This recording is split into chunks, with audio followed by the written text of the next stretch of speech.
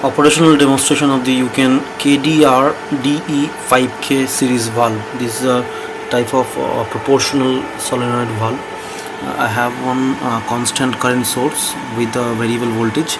Okay, so we have one oscilloscope to watch the output.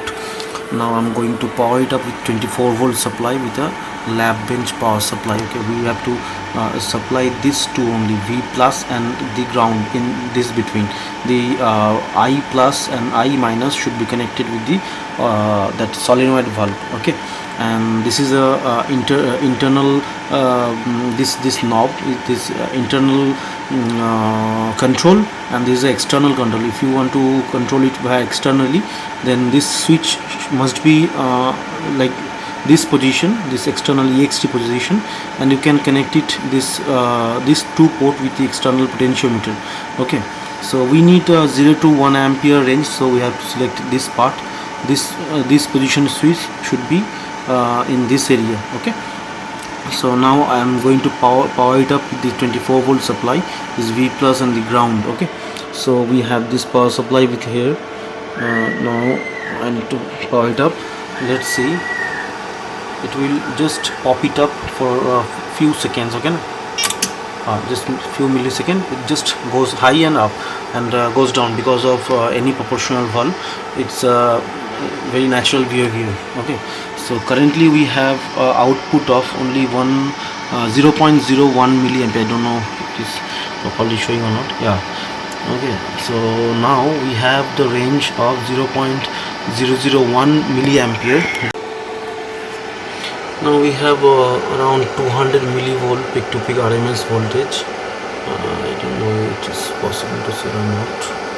Yeah, this is right now we have 0.01 milliampere. It's a ampere rating. Okay, it's showing 1 milliampere is giving the output from this driver right now. Okay, so the position is, this valve is at 0 right now. When the at the full position, this internal part will comes out. Okay, so remember this is a dry test, so that valve cannot move properly. It needs at least 15 to 20 bar to properly respond. Okay, so it's a only dry movement, so we can verify the dry movement with a little bit of load. This valve is rated for 0.7 to 0.8 milliampere, 0.8 ampere. That means 800 milliampere. So we have to do this output at max to max 800 milliampere. So when the 800 is showing there 0.800, we should not go further. Okay, because this module can give you around 900 to 1 ampere, 900 milliampere to 1 ampere. So if I put more ampere here, it can damage the coil. Okay, so we should stick here and check this part. After this point we should maintain 800 this area. Okay, so this ensure the valve datasheet output. Okay na?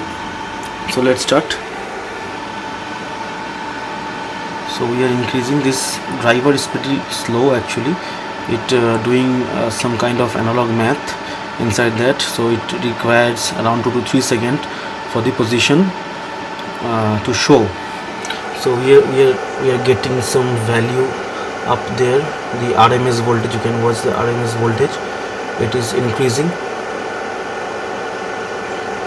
Okay, it is increasing. Okay, so we are currently now 0.092 milliampere, means 95 milliampere. Okay, so right now you cannot see that much movement of the valve. Okay, so if I go higher and higher, let's say around 300 milliampere like that, then you can see some movement like this. This is the first movement we saw. If the valve has some pressure, then the movement will be very smooth.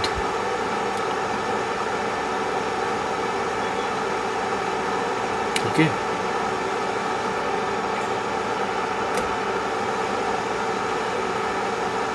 I think this is the maximum position, around 400 milliampere in dry condition. but in pressure condition it will goes up to 800 to give you the full output of this valve. Okay, so if we go down now, we must go to 800 with the hydraulic load like this. Okay, so we can see the voltage is rising, right? It can goes up to 21 volt, 21 to 22 volt. Okay, because our power supply is 24 volt, it cannot go beyond the power supply. Like this we can go max to max 800, should not cross the 800 limit. Okay, so we are going down, we are going down.